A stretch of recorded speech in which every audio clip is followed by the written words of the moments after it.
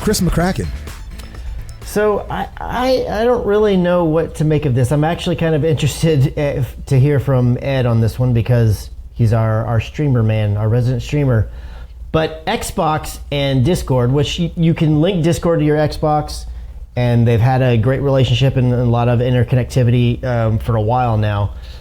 But now they're introducing the ability to stream your Xbox gameplay to Discord. Mm-hmm. Yes. And I don't understand. And I think that's just for your buddies, right? Yeah, so essentially what you do, it's rolling out for Xbox Insiders right now. So later on, once it's all finalized and they've kind of worked out all the little bugs and whatnot, it'll be rolling out to everybody and just be a normal update. So it's kind of in a beta form, if you will.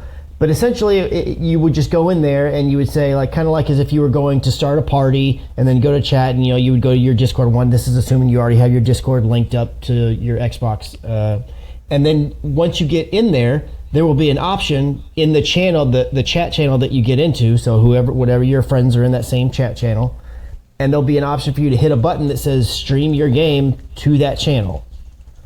Oh, okay. I think it's kind of interesting. Like, hey, yeah, I guess more connectivity and more features and whatnot. I mean, go for it. Absolutely. I guess it could only be better, but I don't understand the point of this or why anybody would want to do it. Like, why is this why? I think it's just to dive further and further into the connection between Discord and Xbox as Discord's become so gamer friendly. Yeah. And so, I mean, I guess that's where you do it, and I don't see the big draw, but I think Discord wants to be a one-stop shop for all things gamers. Yeah. And so I think adding something like this is a step in the right direction. Yeah, because I think, or to continue stepping in that direction. I don't know if it's not possible, but it's definitely easier to stream from a PC in Discord than it is a console. And so that way I think it just gives people more options from if they want to just stream a game with their buddies and not have to worry about putting on a show or anything.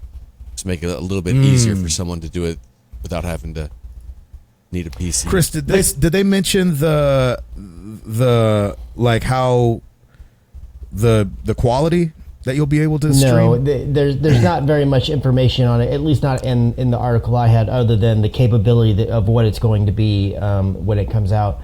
But I guess kind of where my head is going, so PlayStation had implemented this feature a while back. I don't remember if it was on the PS4, but I know it was on the PS5.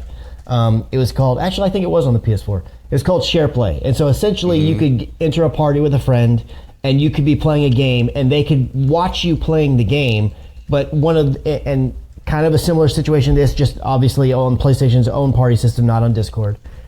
But the thing that was interesting about that, and even this feature didn't get used a ton that I can remember, but you could then, you had the ability to basically relinquish control of the game to your friend that's watching it, if you will. Right. And they would play the game over streaming to help you pass like a certain level or beat a certain boss or any of these kinds of things. To my knowledge, not that this may not come down the road, but that's not at all what this is. You would literally get into a party, like let's say we're getting a party like a Discord party like we're chatting right now. And I would just be playing the game, and he'd be like, "Yeah, you three guys would be watching me play the game." I just like, why would anybody want to do that over streaming it out to Twitch or streaming's your MO, like that's what you're looking to do, that's your thing. I just don't get I don't understand the point of like, I'm gonna get my 4 buddies and they're all just gonna passively watch me play a game. I think a lot of Oh, go ahead, Gabe. No, you go ahead because you're our streamer. You talk about it. You'd have more insight on this than me. I think a lot of it has to do with it really is just hanging out with your buddies.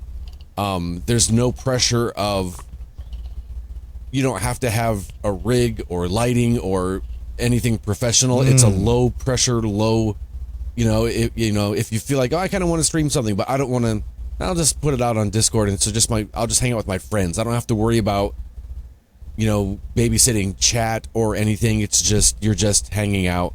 And the few people I've seen do it, it's kind of the same thing as if it were a stream, but just with your friends. So they might have it on in the background, or, you can also be in voice chat with them, and you don't have to worry, you can say whatever you want and talk about whatever. You don't have to worry about,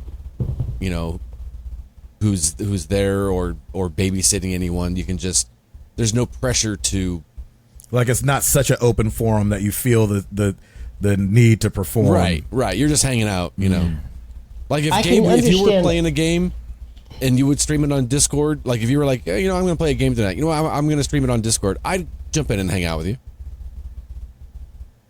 I think to that point, Ed, and to the fact that Discord has added the subscription thing, I think for some people that are big enough streamers, you can say, you know what, bump Twitch, bump YouTube, bump Kick, bump whatever else is out, Facebook, whatever gaming. Like, and just be like, hey, come join for $2.99 or whatever the cost is. Come join my Discord server, and there we can chat. You can jump in. It's easy to jump in audio, like Ed's saying, and they could make a little following there. Maybe that could be an option. I'm going to say that won't be the use case scenario, at least not currently, because I'm almost certain that there are limits to how many people can be in something like that, in a private party. I think. I could be wrong, but I feel like that's a thing that I've read. Now, obviously, that could change.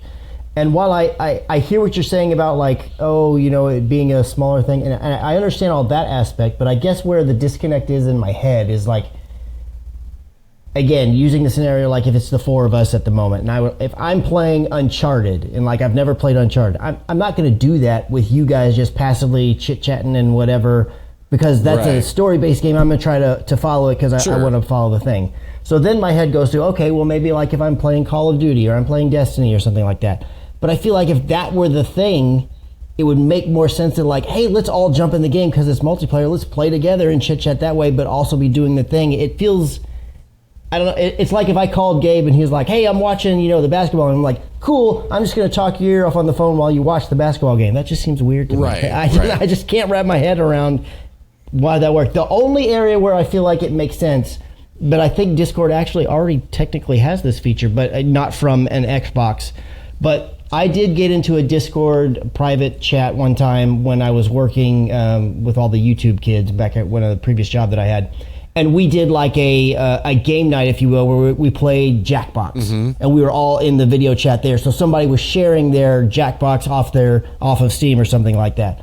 That was the only thing where I was like, oh, maybe it's more something like that. That I totally get, because that's a game where, even though you're just watching, technically speaking, you're all able to play it. Yeah, and it could be, Chris might say, oh, hey, I'm going to hop into Apex, and Gabe might say, oh, I'm going to hop in with you, and I might say, I can't hop in, but I'll watch you guys play if you want, and yeah, that's a good point. I hadn't thought about that.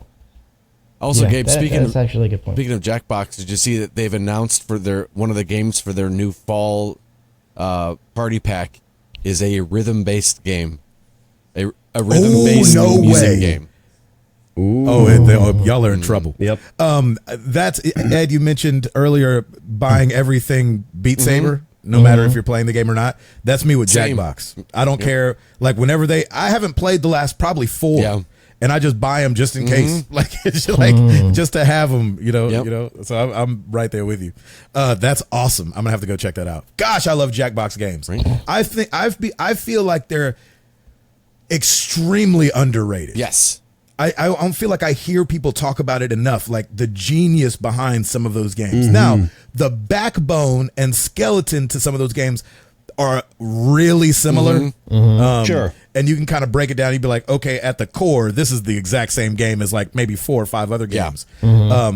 But doggone it, I think that things like Drawful and Fibbage and Quiplash and Mad vs. City. And, I mean, there's just some incredible. I think even You Don't Know Jack. I think all of it, a lot of stuff is brilliant level stuff. You Don't Know Jack. I always get it's just trivia. Lost in that one. I don't know if there's some weird version of it that I have on one of the Jackboxes I have, because I don't have all of them. But the one that I have, I get in there and it does all this weird stuff, and I can't even follow what it's trying, because it's not just trivia. It's like this other weird stuff that it throws in there. Like I don't understand what I'm supposed to be doing. Like the gibberish questions and what have you, and I don't know. Maybe I haven't done it. I mean, I've jumped into it like 3 times. I was like, I don't understand this, so I'm not doing this ever again. So I just don't. I never go into it. Fair enough.